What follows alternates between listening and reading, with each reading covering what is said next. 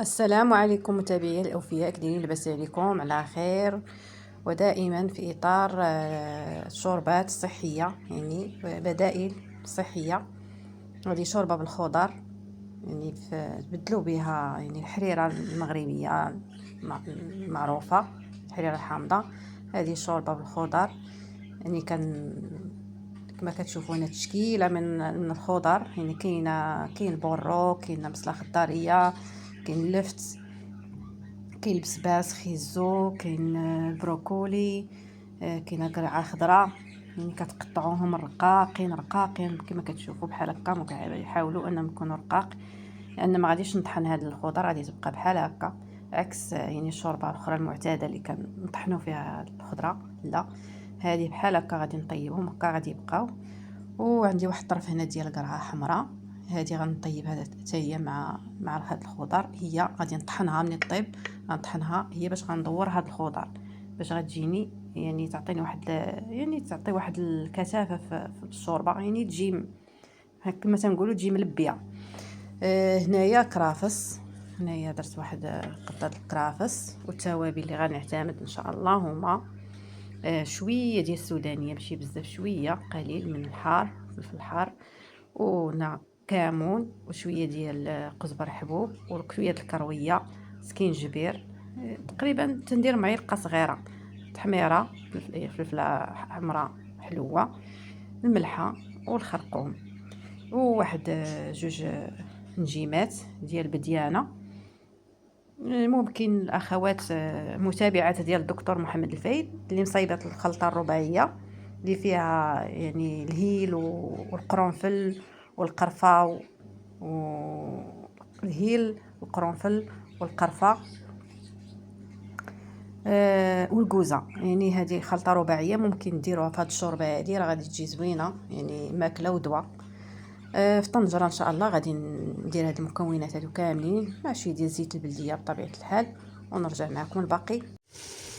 والخضيره ديالنا كما كتشوفوا كندير هنا في الطنجره، ومع زويته بلديه بطبيعه الحال، مع شويه ديال الماء باش شويه كنبقى ندي فيها ونجيب كتطلق ليا داك الماء ديالها، وبحال هكا شويه بحال هكا تهبط. يعني هنا السر في هذا، يعني في هذا العمليه هذه، يعني كالخضره كتطلق ديك البنه كتفاعل مع ديك التوابل اللي درت، يعني بحال كتشرب دوك التوابل وكتجي بنينه. ضروري من هاد العمليه هذه يعني باش تجيكم بنينه. هنا راه نسيت ما قلت لكم، راه ضفت حتى ورقه ديال البسباس هما مقطعين رقاق بطبيعه الحال، وبصله خضاريه ذكرتها لكم في الفيديو يعني السابق، معذره. المهم غادي نمرق دابا ان شاء الله. درت شويه د الكرافس غادي نمرقها. هي راه ما كتاخذش الوقت بزاف، يعني من الافضل يعني ما طيبش بزاف، يعني شويه الخضره هذا يدخلها الطياب، وكنضيف داك الطريف ديال القرعه اللي يطيب مع هاد الخضره، وغادي نهزو غنطحنو وغنردو نيت هنا ندور به هاد الخضيره هذه مع شويه ديال الروز، قليل من الروز. والخضار ديالنا هي بعد ما طابت شويه، يعني ما كنخليهاش طيب بزاف، انا مقطعه رقيقه يعني راه دغيا كطيب، يعني شويه كتبقى محافظه على داك الشكل ديالها.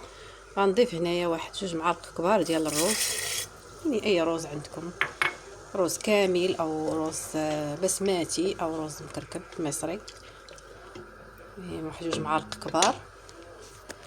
وهنايا القرعه اللي الطرف ديال القرعه ها هو طحنته هو ان شاء الله باش غندور هاد الشوربه هادي.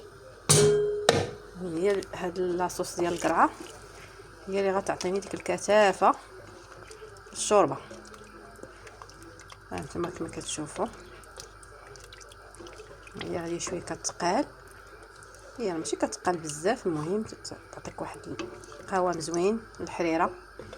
وغادي الشوربه عفوا تعقلنا مع الحريره. وانا كنضيف واحد المعلقه تقريبا ديال الكرافس طاري، تعجبني دائما حتى الحريره كنضيف لها حتى الاخر لحظه، كنضيف لها يعني الكرافس.